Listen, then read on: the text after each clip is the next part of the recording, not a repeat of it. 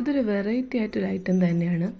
Non veg മാത്രം കഴിക്കുന്നവർ ഇതൊക്കെ ഒന്ന് ട്രൈ ചെയ്ത് നോക്കണം.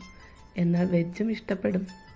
ഇതുണ്ടാക്കാൻ വേണ്ടി നമുക്ക് ഒരു പാത്രം എടുത്ത് അതിലേക്ക് പുളിയില്ലാത്ത തൈര് ഒഴിച്ചു കൊടുക്കുക.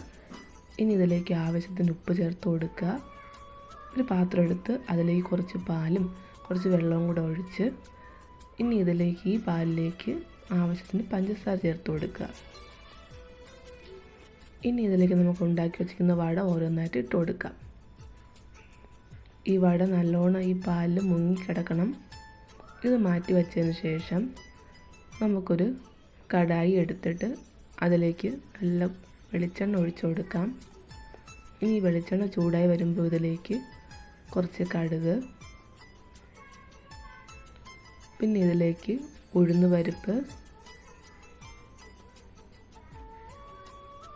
ചുവന്ന ഉള്ളി ചെറുതായിട്ടരിഞ്ഞത്, പിന്നെ ജീരകവും, പിന്നെ എരിവിന് വേണ്ടി വറ്റൽമുളകും. ഇത് നല്ലോണം ഒന്ന് കുക്ക് ചെയ്തെടുക്കണം.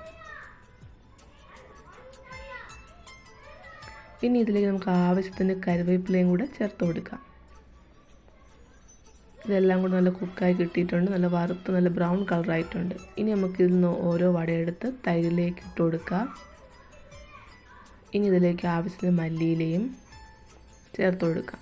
ഇനി നമ്മൾ വറുത്ത് കോരി വെച്ചിട്ടുള്ള കറിവേപ്പിലയും പരിപ്പും എല്ലാം ഇതിൻ്റെ പുറത്തേക്ക് ഇട്ട് കൊടുക്കാം. ഇനി നമുക്ക് ആവശ്യത്തിന് ചാട്ട് മസാല ചേർത്ത് കൊടുക്കാം. ചാട്ട് മസാല ഓപ്ഷനാണ്. ഇഷ്ടമുള്ളവർക്ക് വേണമെങ്കിൽ ചേർക്കാം, അല്ലാത്തവർക്ക് ഒഴിവാക്കാം. നമ്മുടെ രുചികരമായിട്ടുള്ള തൈര് വട ഇവിടെ റെഡി ആയിട്ടുണ്ട്.